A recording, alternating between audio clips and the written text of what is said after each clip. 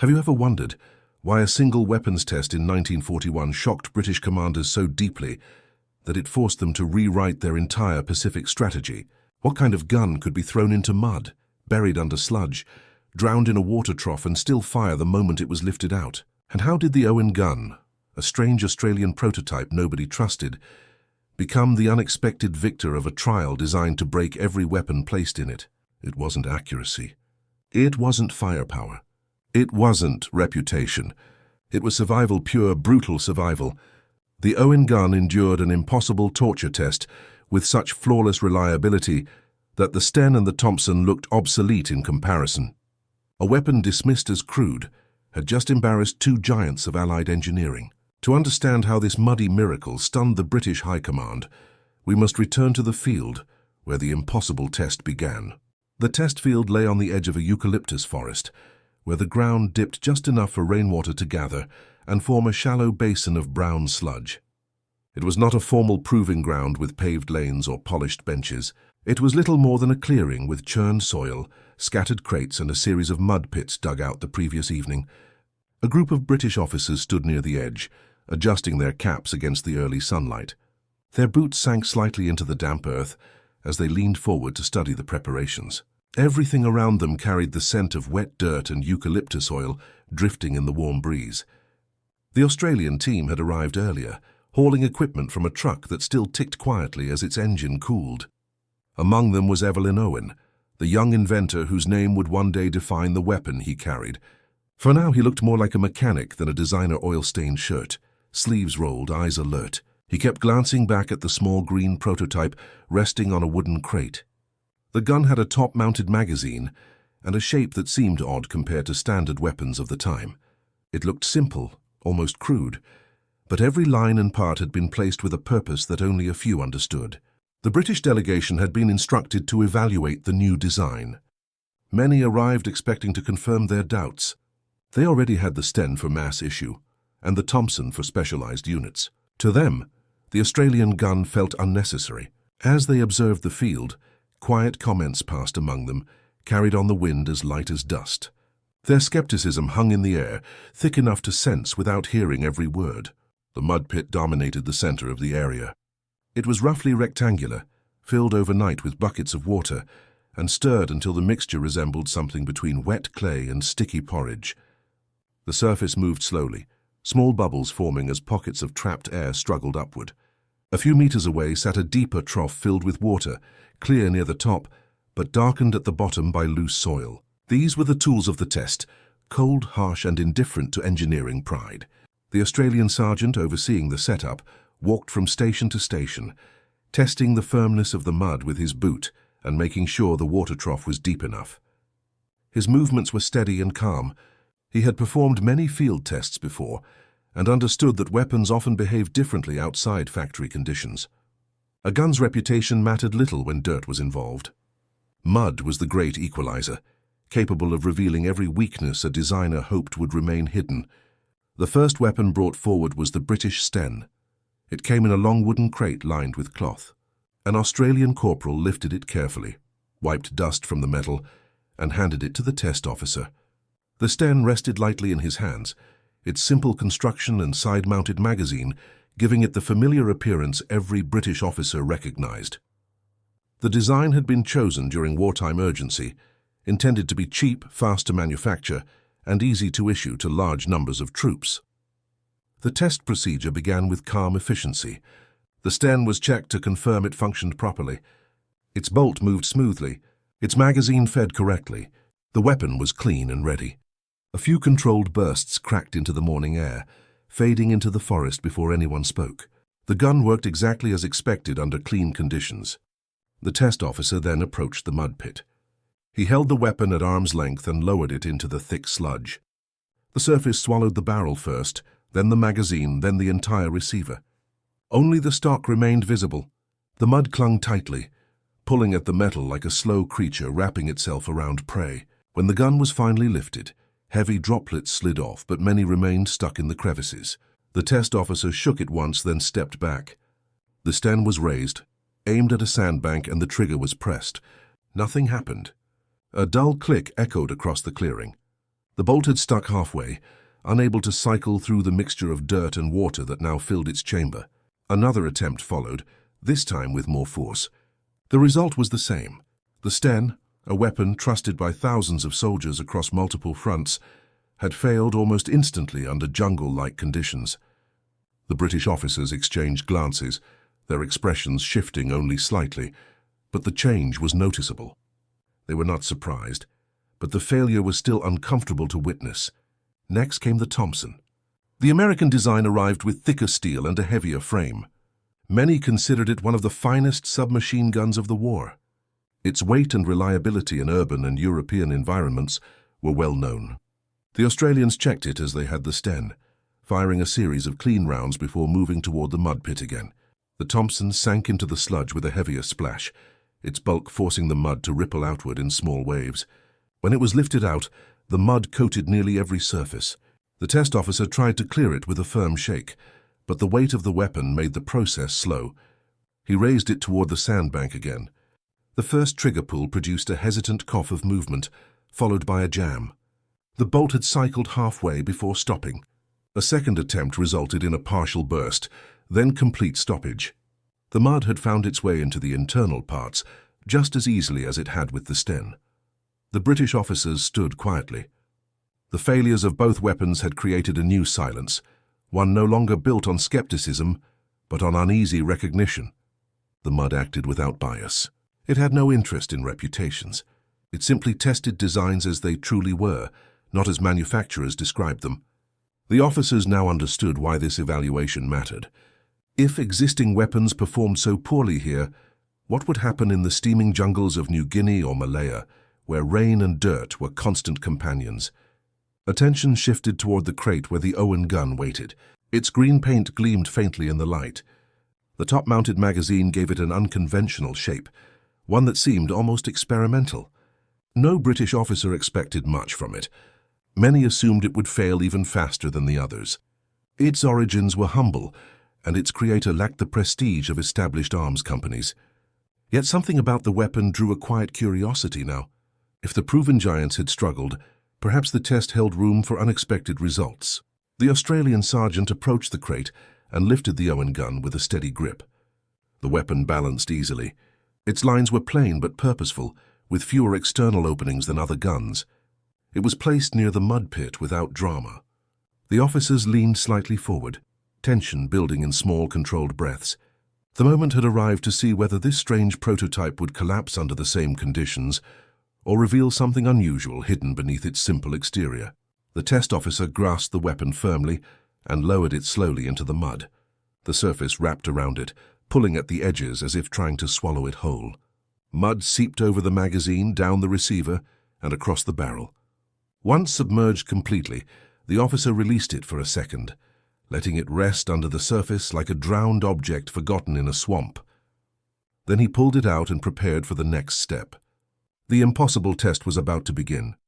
The Owen gun hung in the test officer's hands for a moment as loose streams of mud slid from its receiver and dripped back into the pit. The air had grown warmer since the test began, but the atmosphere around the field felt strangely tight. The British officers no longer carried the relaxed posture of earlier. Their shoulders were still squared, their stance still proper, yet there was a sense of quiet tension beneath the surface. The failures of the Sten and the Thompson had unsettled them more than any of them cared to admit, and now they watched the Australian prototype with new, cautious interest. The officer held the Owen gun at waist height and let the last clumps of mud fall off. The weapon looked heavier now, burdened by layers of sticky earth clinging to the seams and grooves. Mud coated the magazine, the chamber edges, and the outer surface of the barrel shroud. The entire gun appeared as if it had been buried for a week, not dipped for a single test. It was the kind of condition that would cripple most firearms long before the first shot could even be attempted. A small crowd formed around the edge of the pit. The Australian soldiers who assisted earlier now stood shoulder to shoulder, their faces calm but observant. Some knew how the weapon performed in earlier trials, but none would break the silence. It was not the moment for chatter or smiles. This was the moment where the gun would either fail like the others or prove itself in a way that few thought possible. A thin gust of wind brushed across the field, carrying with it the scent of wet soil and eucalyptus leaves. The test officer stepped away from the pit and walked toward the sandbank where the previous test rounds had struck. Deep marks and scattered clumps of sand created a rough pattern near the base. He positioned his feet firmly, raised the weapon and supported it with both hands. The Owen gun pointed forward, its barrel darkened with mud, its magazine dripping sludge. The silence around him stretched long enough for a bird call in the distance to stand out, brief and fragile. Then the officer tightened his grip and pulled the trigger. A sudden burst of clean, rapid fire broke across the clearing. The gun cycled smoothly, expelling mud, water and gas with each shot. Mud blasted from the barrel shroud in tiny explosions as the weapon fully recovered its function. The sound was steady and uninterrupted, as if the gun had never touched the sludge at all. A full burst of ammunition ripped into the sandbank, throwing particles into the air with each impact. The onlookers froze. Even the wind seemed to quiet for a moment, allowing only the echo of the gun's fire to hang in the clearing.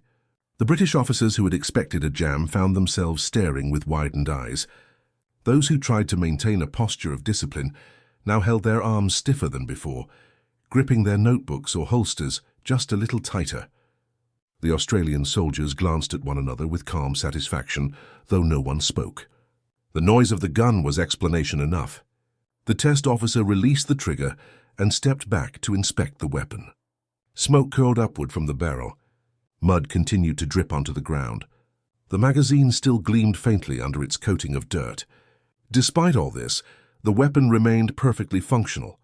The officer did not need words to show his surprise. The careful way he turned the gun from side to side revealed it clearly enough. But the test was not finished. The procedure required harsher conditions. Mud alone proved the first point. Water would be next. The officer walked toward the deeper trough filled with dark, cool water. The surface shimmered under the sunlight, reflecting streaks of blue sky and scattered leaves floating gently on top. He knelt beside it, took one more glance at the observers, and lowered the gun into the trough. The water swallowed the weapon immediately. Bubbles rose from the trigger housing, and the barrel shroud as trapped air escaped. Mud from the previous test drifted slowly upward, creating ripples that spread across the surface. The gun remained underwater for several seconds, long enough for the British officers to exchange uneasy glances once again. Submerging a firearm after coating it in mud was something few weapons could endure. When the officer finally lifted the gun from the trough, water poured from the barrel in a long stream. The receiver shone momentarily before new mud from internal gaps mixed with the water and stained the surface again. The gun was heavier now from the added moisture, but the officer carried it with steady hands. He took a few steps back, let the last streams fall, and faced the sandbank once more. The weapon rose slowly, its barrel still dripping. Without hesitation, the officer pulled the trigger again. A new burst erupted, as clean and fast as the first. The water inside the barrel blasted outward in a white spray, scattering droplets into the air. The gun did not choke. It did not hesitate. It simply fired, cycling each round with mechanical precision. The recoil thumped gently into the officer's shoulder as he continued the burst, proving beyond question that the submersion had done nothing to slow its function. When the burst ended, another silence rolled across the clearing. This one felt heavier than before. It was not the silence of expectation, but the silence of realization. The British delegation no longer saw an odd Australian experiment. They saw a weapon that refused to die, a gun that seemed to ignore the laws that governed every other firearm they had tested. The officer placed the weapon on a crate, stepping back with a slow exhale. The Australian sergeant approached and examined the gun with practiced hands, checking the chamber, the bolt and the magazine. Everything worked. Everything remained intact. The test had not just demonstrated reliability, it had demonstrated superiority, under conditions the Sten and Thompson could not match. The British colonel in charge of the evaluation moved closer. His expression was calm but thoughtful.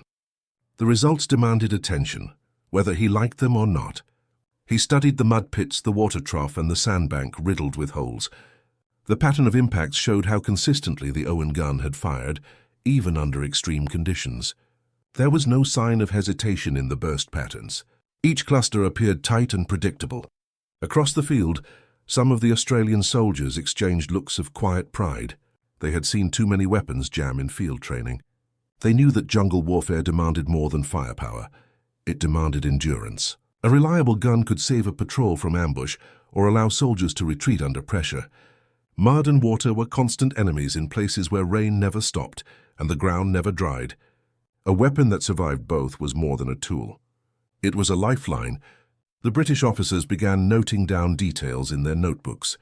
Some wrote quickly, others slowly, but all of them now understood that the test had revealed a problem in their current equipment. If their troops were to fight in environments like the jungles of New Guinea or Borneo, their guns needed to function under conditions far worse than those found in Europe. The results of the morning test suggested that the Owen gun might be the answer to challenges none of them had fully prepared for.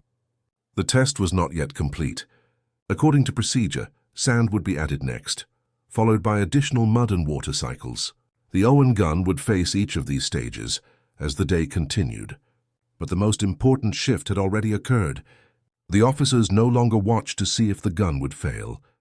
They now watched to see how much more it could endure. The impossible test had not broken the weapon. Instead, it had changed the expectations of everyone present. The trial was far from over, yet the story of the Owen gun had already begun to rewrite itself. The air over the test field changed after the first rounds from the Owen gun.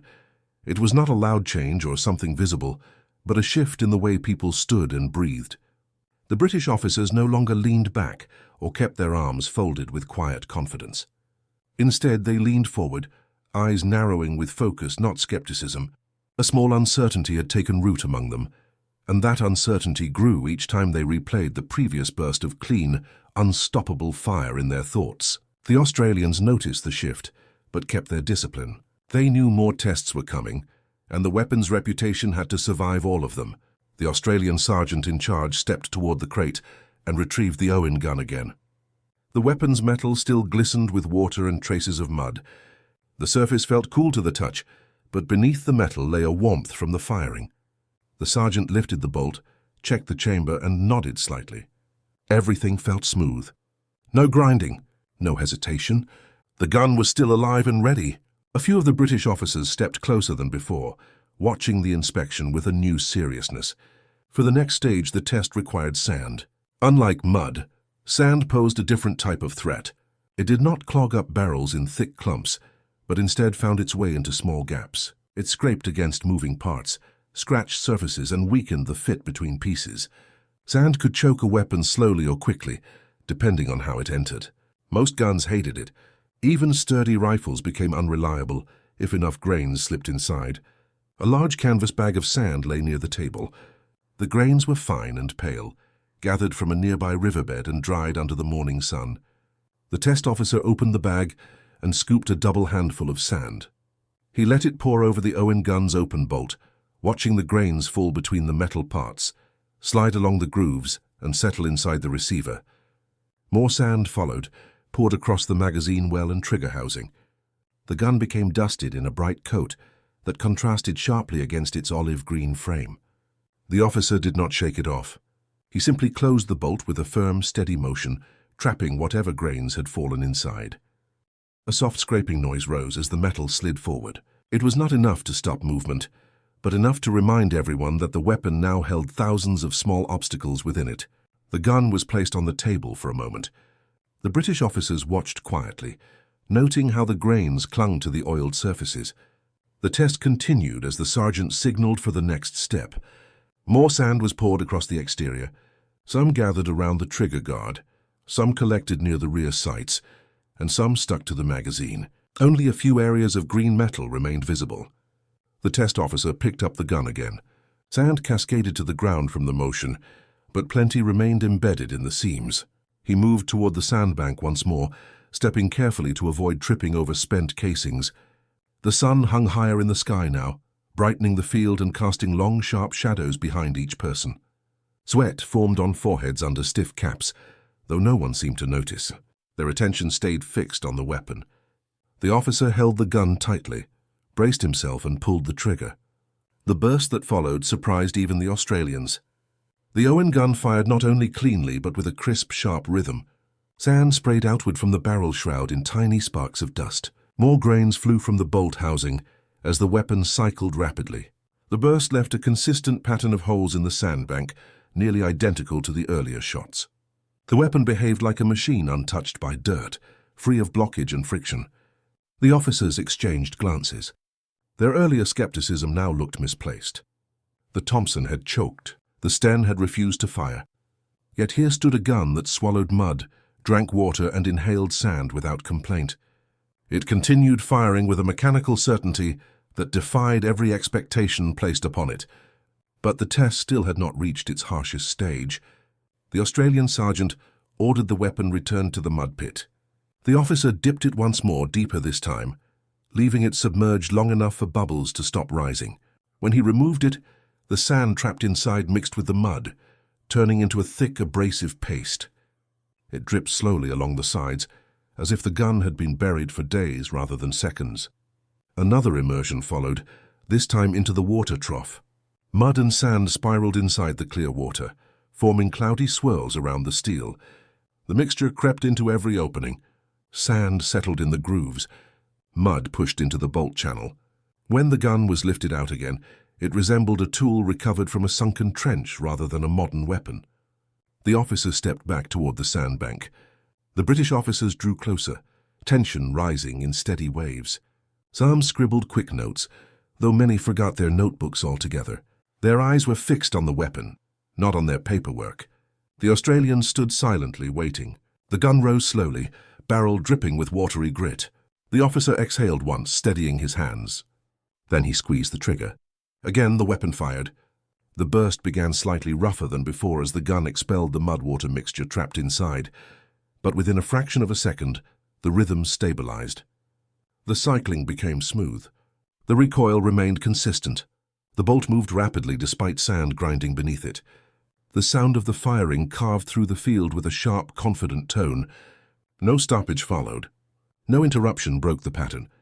The impossible combination of mud, water and sand had failed to halt the weapon. The officers' reactions were more visible this time. Eyebrows rose. Mouths tightened. One of them shifted his stance unconsciously, stepping forward, as if pulled by the realization forming in his mind. The superiority of the Owen gun was no longer a surprise. It was a threat to assumptions they had carried for years. A weapon without prestige, crafted in a small workshop, had outperformed established designs made by larger, older, more respected manufacturers. The sergeant collected the weapon once again. He cycled the bolt, clearing excess muck. The motion remained smooth, though faint scratching from the sand could be heard. Even so, the mechanism worked. Nothing had jammed. Nothing had bent. The weapon remained ready. The British colonel finally approached the table, studying the weapon closely. His face held the calm authority expected of his rank, but a quiet intensity lay beneath his eyes. He traced the outline of the top-mounted magazine, examined the sealed bolt housing, and paused near the ventilation slots. The design choices that once seemed eccentric now appeared deliberate. The Owen gun had survived not because of chance, but because it had been engineered with the jungle in mind. The engineers from the British delegation noted the internal simplicity. Fewer openings for dirt to enter, a bolt that moved vertically away from mud, trapped near the magazine, a strong grip enhanced by the weapon's balanced center. Everything served the same goal: reliability in harsh conditions. The Australian sergeant rotated the weapon so more officers could inspect it. Some leaned close, studying the mud still clinging to the seams. Others examined the scratches left by sand. The weapon bore marks of abuse, but no sign of mechanical failure. It stood alive and steady, as if eager for the next challenge. The day was far from over. More rounds would be fired. More combinations of dirt and water would be tested. But the essential truth had already emerged. The Owen gun did not merely survive the impossible test. It dominated it. Every failure from the Sten and the Thompson now felt heavier, because the Owen gun made those failures look avoidable. The British officers exchanged unspoken conclusions. Their weapons might work in European towns and open fields, but the Pacific was different.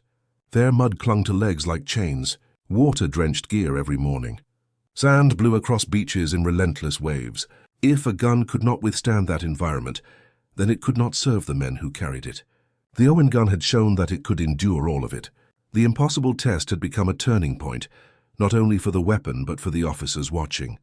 Their assumptions had cracked, and the cracks widened with every successful burst.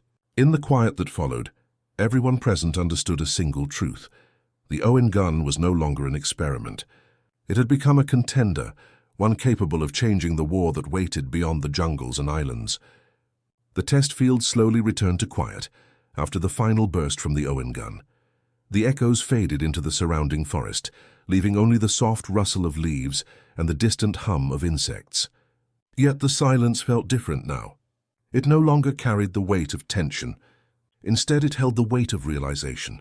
Something important had happened on this patch of muddy ground, something that would ripple far beyond the test site. The British officers stood still for several moments, trying to process what they had witnessed. The Australian sergeant lifted the Owen gun once more. Mud and water still clung to the weapon, forming small rivulets that slid along the metal and dripped onto the dirt below. The gun felt heavier than before, not from damage but from the weight of attention it now carried. Every eye in the clearing followed it.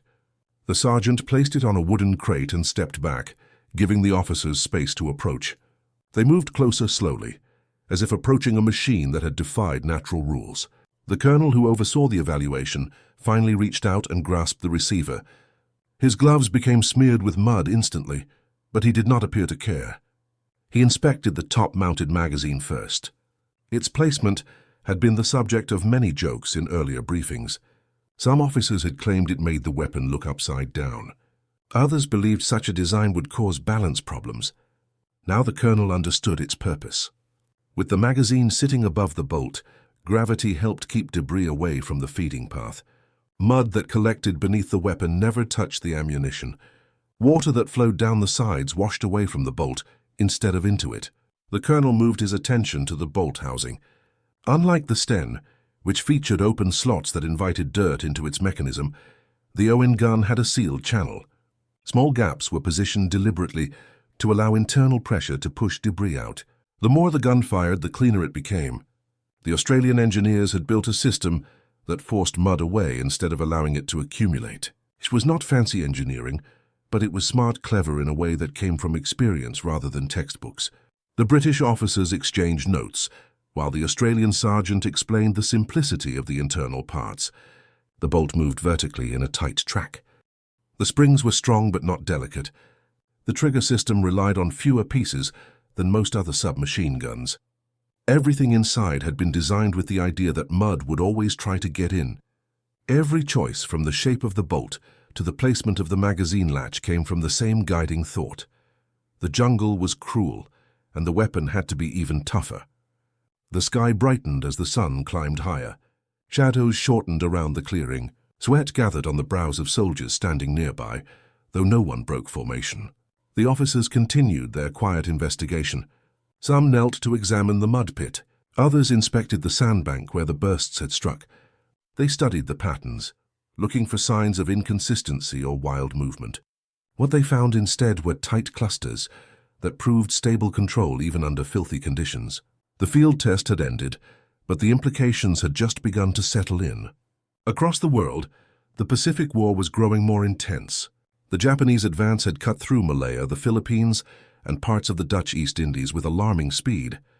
Rain-soaked jungles dominated many of the battlefields. Monsoon downpours turned footpaths into rivers. Thick fog rolled through valleys. Moss, mud, and insects covered everything soldiers carried. Rifles rusted. Ammunition swelled. Metal corroded. A weapon that jammed at the wrong moment could cost entire patrols their lives. Reports from early fighting painted a clear picture. European-designed weapons struggled terribly in tropical conditions. The Sten, for all its usefulness in European cities, fared poorly in the jungle. Its open bolt channel collected water easily. Its magazine was sensitive to dirt. Sand clogged the feed lips. Soldiers often found themselves clearing jams with knives or sticks, while enemy scouts moved closer. The Thompson, though more durable, was heavy and difficult to maintain during long patrols. Its complexity made it harder to clean thoroughly. Mud that entered its internal parts sometimes hardened before a soldier even had time to disassemble the weapon. The British officers at the test site now understood how serious these problems had become. They had received reports before, But those reports never carried the same weight as watching a weapon fail in front of them. Paper could be ignored. A jammed gun in their hands could not. The colonel looked again at the Owen gun resting on the crate. The design that once seemed crude now appeared purposeful. The simple shape and plain metal finish made it look less glamorous than foreign weapons, but glamour did not keep soldiers alive. Reliability did. The colonel imagined a patrol moving through a jungle track, soaked in rain, covered in dirt, fighting through thick roots and waist-deep mud. The only weapon suited for such terrain would be the one that fired every time its trigger was pulled. Another British officer examined the weapon's weight. Though it looked heavy, it balanced well. The top-mounted magazine gave it a stable center. Soldiers could hold it steady even while tired from marching. The wooden stock felt comfortable, shaped for long hours of movement. Nothing about the gun felt fragile or overly complicated. It worked because it was simple. The colonel knew the next step was not just technical analysis. It was strategic. If the Owen gun could perform in jungle environments as well as it had in the field test, then the British and Australian forces needed to adopt it quickly. They needed large numbers, and they needed them soon. The war in New Guinea was already turning into a battle of endurance. Soldiers moving through rainforests fought both the enemy and the environment. A gun that did not jam under harsh conditions could tip the balance in dozens of engagements. The Australian military representatives waited for the verdict, though no formal announcement would come that day. Decisions of this scale required reports, signatures, approvals, and logistics. Even so, the sense of change hovered in the air. The test had been more than a routine evaluation. It had been a demonstration of survival. The Owen gun had endured every challenge thrown at it, and now the higher command would have to reconsider their previous doubts. As the officers finished their inspection, they moved toward the edge of the field to discuss their findings. Their voices remained low, but their expressions revealed deep thought. Many had expected the day to confirm their existing beliefs. Instead, the day had forced them to reconsider not only weapons design, but their assumptions about jungle warfare. Technology built for European battlefields did not automatically suit the Pacific. Even the most prestigious weapons could fail when exposed to the unpredictability of tropical climates. The Australian sergeant watched from a distance as the officers conferred. He felt a quiet pride, not for himself but for the small team that had worked on the Owen gun during its early stages. The design had not come from a large factory. It had come from the hands of people who understood the realities of their environment. They knew the jungle would not forgive a complicated gun. They built something that could survive it. The British colonel finally looked back at the field one more time. The mud pit still glistened under the sun. The water trough settled into stillness. The sandbag lay half empty. Every part of the test area told the story of what had unfolded. A crude-looking weapon had outlasted two giants. It had proven itself not with elegance, but with persistence. Across the ocean, the jungles of New Guinea waited. Soldiers fought through rain and darkness, relying on whatever equipment they carried. A weapon like the Owen gun could change the way those battles unfolded. It could help patrols survive ambushes. It could keep firepower alive in conditions that killed other guns. It could shift the momentum of the entire campaign. The colonel understood this now. The test field had revealed the truth. The Owen gun was not merely a local invention. It was a weapon made for a war that demanded toughness above all else. The jungle would break many things, but the Owen gun was not one of them. The jungles of New Guinea were nothing like the quiet clearing where the Owen gun had proven itself. The test field had mud pits, water troughs, and bags of sand arranged in neat lines. New Guinea offered far worse. The ground swallowed boots to the ankle. The air carried thick moisture that clung to every surface. Rain fell in sheets that turned footpaths into rivers within minutes. Even the trees seemed to drip constantly, creating a world where nothing ever dried. Soldiers moving through this landscape learned quickly that the jungle punished everything they carried. It was in this setting that the Owen gun first entered combat. Australian infantry patrols pushed through narrow tracks bordered by dense vegetation. Vines hung low, waiting to catch on equipment. Ferns and roots covered the ground in uneven layers. Each step required caution. Visibility often stretched no more than a few meters, forcing soldiers to listen more than they looked. The enemy could appear suddenly, emerging from shadows and foliage without warning. Every sound mattered: a snapped twig, a shifting leaf, the soft slide of mud underfoot. Before the Owen gun reached these units, many soldiers struggled with their existing weapons. The Thompson's weight made long patrols exhausting. The Sten, though light, suffered badly whenever rain or dirt entered its openings. Reports described bolts locked in place after only a short time in the field. Soldiers sometimes had to knock mud from their guns using stones or machete handles. Clearing jams became a routine action, done even in dangerous moments. The jungle did not care whether a soldier needed his weapon urgently. It simply filled every gap with moisture and grit. When the first crates of Owen guns arrived near forward positions, the soldiers treated them with curiosity. The guns looked unusual, with their top-mounted magazines and plain finish. They did not have the polished appearance of American weapons or the familiar structure of British designs. Yet early patrols quickly learned that appearance mattered little here. What mattered was whether a weapon fired when needed, even after crawling through mud or hiding in a ditch during a downpour. Small reconnaissance groups received the first shipments. These groups often operated ahead of main forces, moving through dense foliage and mapping enemy positions. They carried light gear and depended heavily on their weapons. On their first outing with the Owen guns, they moved along a narrow ridge soaked from a recent storm. Water dripped down the steep sides and pooled around the roots of tall trees. Every soldier's uniform was already wet, but they pressed forward. As the patrol advanced, rain began again, falling in heavy, warm sheets. It soaked the men instantly. Water streamed down their helmets, dripped along their sleeves, and collected inside their boots. The Owen guns grew wet as well, with water pouring into every small depression along the metal. Mud splashed upward as boots lifted and fell. Under normal circumstances, this combination of wet and dirt would have caused immediate trouble for older weapons. But the patrol kept moving. Their guns held comfortably across their chests. Later in the day, the patrol approached a clearing where Japanese soldiers had been spotted.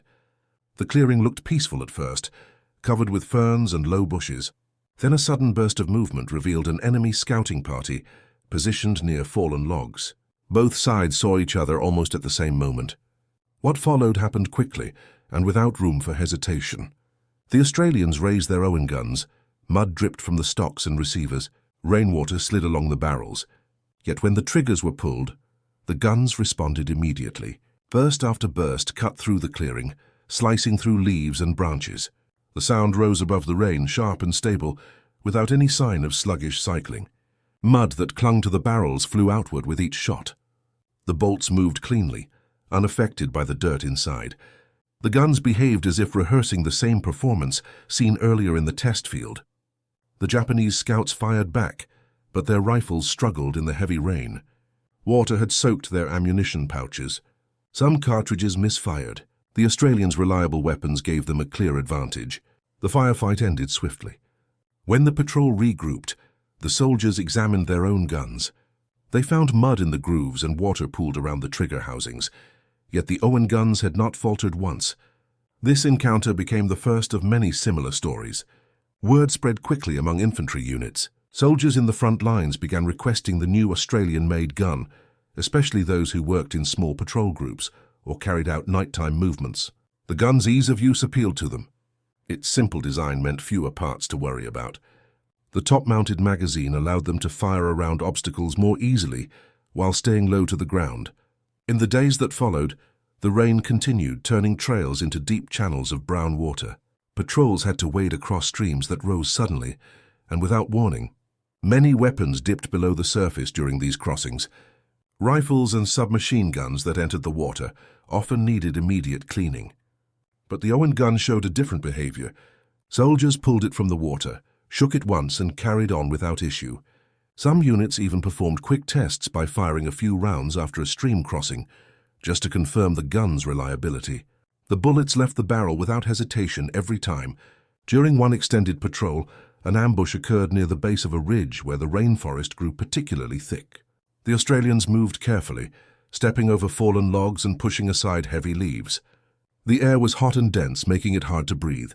Sweat mixed with rain until everything felt like a warm, wet blanket, clinging to the skin. It was late afternoon, and the light filtering through the canopy grew dim.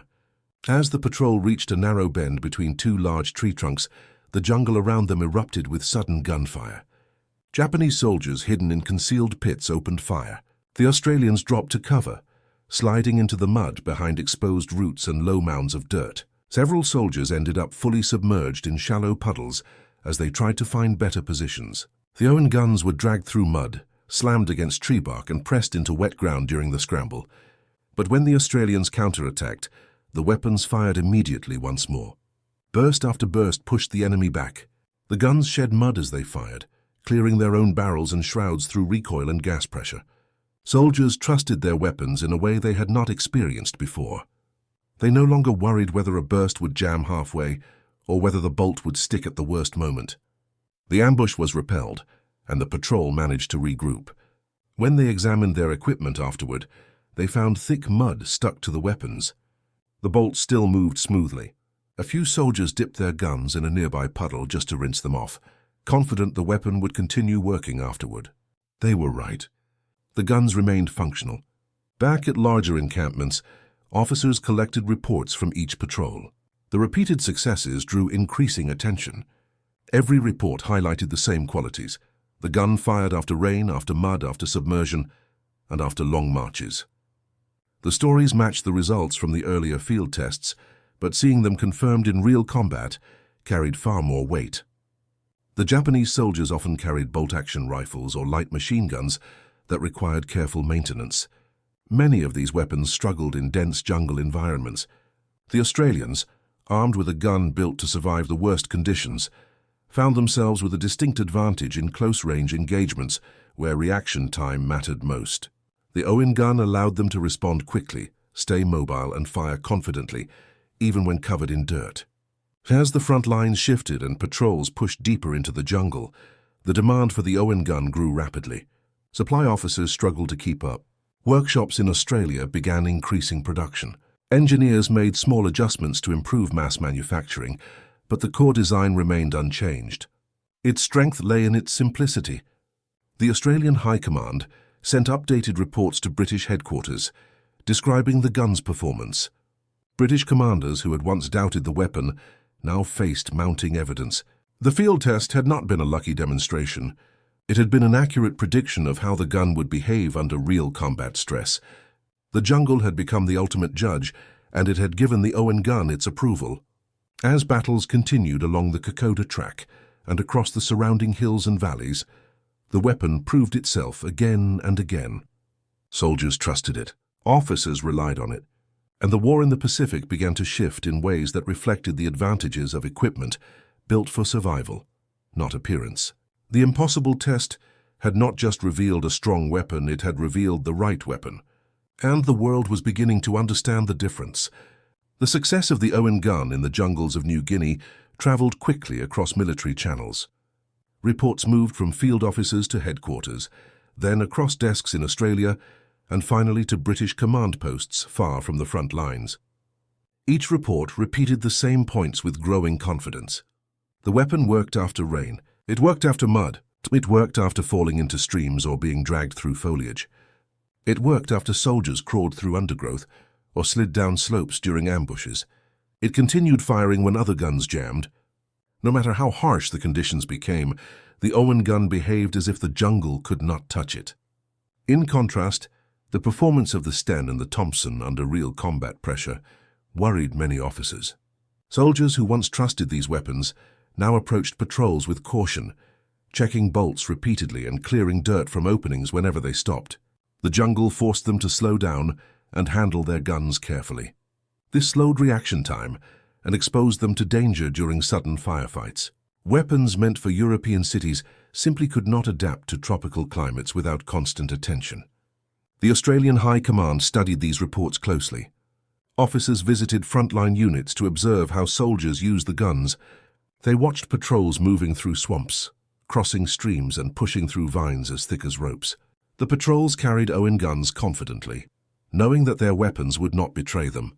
Soldiers showed officers how easily the gun handled in tight spaces, how quickly it could be raised for close combat, and how steady it remained during long bursts. These observations became part of official briefings presented to higher command. Meanwhile, British commanders in the region compared the new evidence to their earlier expectations. Many had doubted the gun during its testing stage, believing it to be too plain, too simple, or too unrefined to offer real advantages. Yet the jungle made its own rules. Prestige meant nothing against humidity and mud. Even the best engineered European weapons failed when clogged with roots, sand, and moisture. The Owen gun reflected a rare truth. Simple designs often survived best in complex environments. As the reports accumulated, a shift began to form in military planning. The British command recognized that the Pacific theater required a new approach. Weapons designed for Europe needed to be re-evaluated, and equipment better suited for tropical warfare needed to be prioritized. The Owen gun became the center of these discussions. Its success forced officers to reconsider everything, from supply lines to frontline tactics. A reliable weapon in the jungle could influence patrol behavior, ambush survival rates, and even the pace of offensives. By mid-campaign, requests for Owen guns increased sharply. Australian workshops expanded production. Engineers refined assembly lines, not to change the weapon but to produce it faster. The core mechanism remained untouched because every part performed exactly as needed.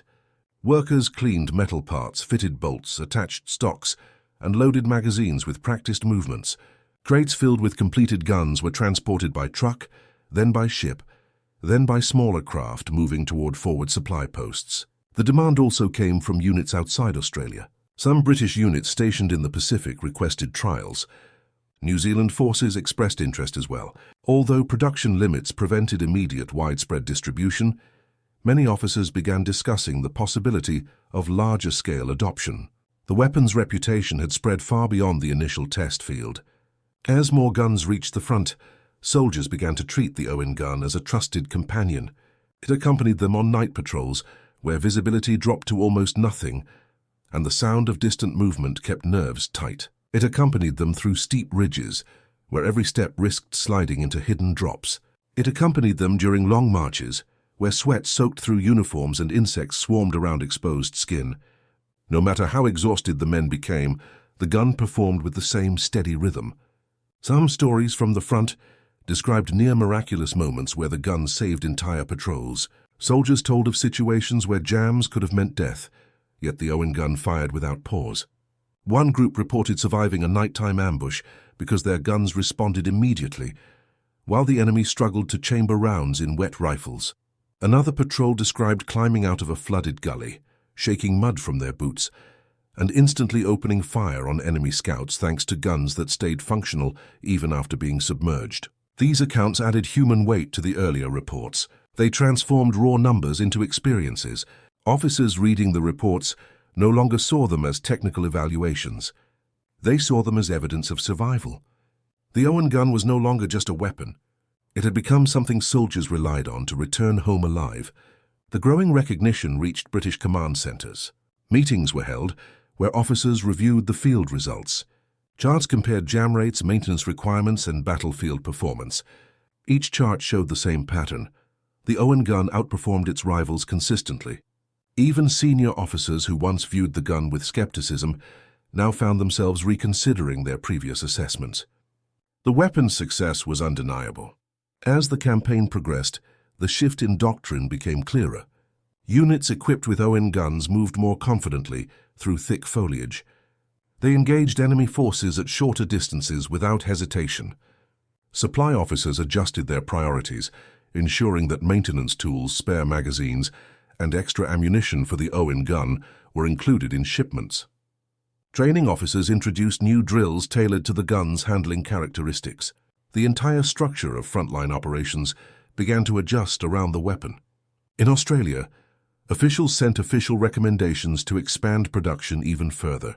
They proposed forming specialized units equipped primarily with Owen guns to handle jungle reconnaissance missions. These units would exploit the gun's strengths in terrain that caused other weapons to fail. The idea gained traction quickly, as field officers supported the proposal. Beyond the immediate battlefield, the gun also influenced long-term planning. Military engineers in Britain and other allied nations began reconsidering their design priorities. Reliability in extreme environments became a new focus. Designers studied the Owen gun closely, noting its sealed bolt, top-mounted magazine, and simple internal mechanisms. Some early proposals for future guns incorporated similar features.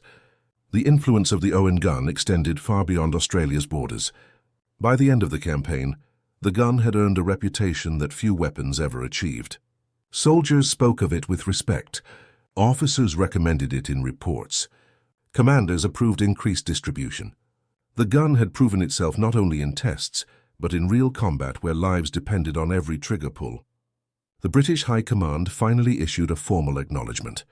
The Owen gun was to be accepted as a frontline weapon for units operating in the Pacific. The decision came after months of evidence, but to those who had seen the weapon in action, the approval felt inevitable. The jungle had tested every weapon harshly, and the Owen gun had emerged as the only one truly built for such an environment. When crates of Owen guns arrived in British forward bases later, soldiers recognized them immediately. They carried the guns with the same confidence Australian troops had shown months earlier. The weapon no longer belonged to a single nation. It belonged to the men who needed it most, those who fought in heat, rain, mud, and darkness.